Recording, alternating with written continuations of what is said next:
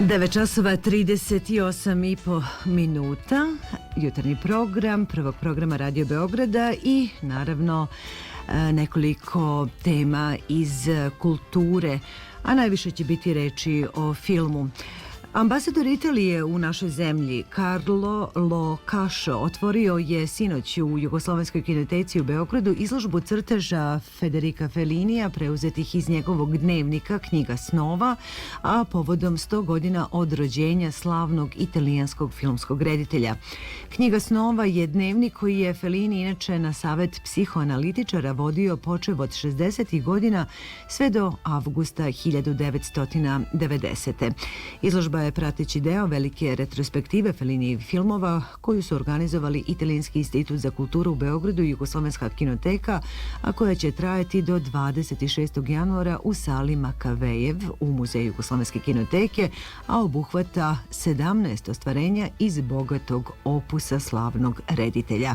Ana Vučković-Denčić je tim povodom razgovarala sa upravnikom Muzeja Jugoslovenske kinoteke Marijanom Vujovićem.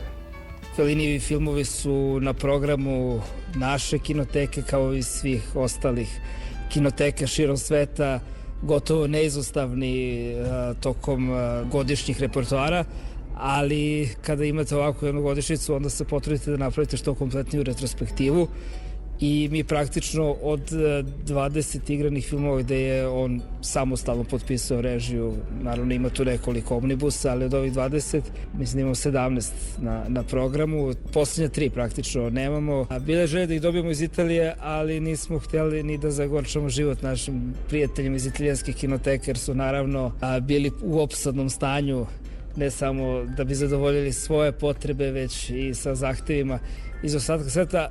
Ti filmovi nisu toliko poznati kod nas, svakako ćemo gledati da u toku godine da ih dobijemo, ali najznačajniji deo Fellinijevog stvaralaštva će svakako biti prikazan i zaista je izuzetna prilika da pogledate sve ove filmove ili veći deo ovih filmova u jednom kratkom vremenskom periodu. Praktično ova retrospektiva inače traje malo duže nego što je uobičajeno kod nas, trajaće 2 nedelje, tako da će gotovo svaki film imati i reprizu.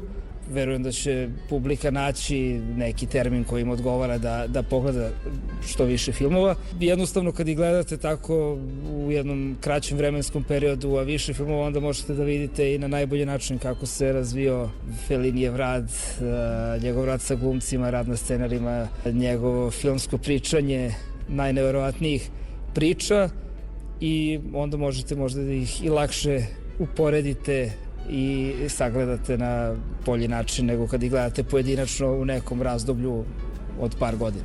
A tu je i izložba crteža. Izložbu crteža čini selekcija od 19 strana iz takozvane Knjige snova. Ja sam imao priliku da tu knjigu vidim u muzeju u Riminiju pre nekoliko godina i zaista je fascinantna, pogotovo ona je prilično velika. Tu bi moglo da bude ne 19, tu bi moglo da bude preko 250 različitih strana koliko ta knjiga ima. Ona je nastala u periodu od gotovo 30 godina, praktično od početka 60-ih pa sve do 1990. Poslednji zapis je iz avgusta 90.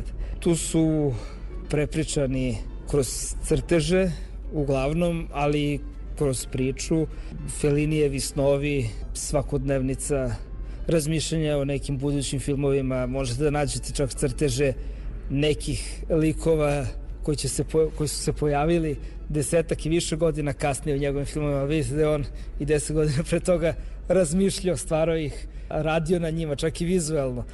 Nažalost, kažem, sjajno 19 slika, nažalost 19 od zaista, to je jedan mali deo, možda je manje od 10%, ali i ovo je bilo zaista izuzetno i to smo dobili informaciju praktično početkom decembra da ćemo moći da dobijemo. Morali smo da pomerimo neke druge stvari, ali verujem da neće niko da zameri jer je zaista bilo opravdano i jedinstvena prilika da se oni vide u Beogradu. I ovaj način da se setimo Fellinija, ali vrlo važne osobe i u njegovom životu i kinematografiji, Giulietta Masina. Važna kao njegova supruga, kao jedna izuzetna glumica koja je ostavila trag u evropskoj i svetskoj kinematografiji, a posebno u njegovim filmovima. Praktično su ceo stvaralački vek proveli zajedno preminuli su isto u vrlo kratkom vremenskom periodu. Isto jedna od zanimljivosti vezanih za Giuliettu Massinu i Federica Fellinija jeste što drug sa studija Giuliette Massine je bio Marcello Mastroianni i Federico Fellini, prvi njegov, da kažemo, veliki glumac kojim je radio i koji se pojavljaju u više filmova je bio Alberto Sordi, ali ga Giulietta Massina upoznala s Mastroiannijem koga on praktično do kraja nije više ostavio.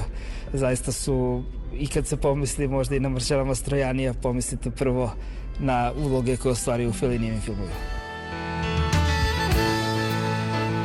I još nekoliko vesti dominantno vezanih za film.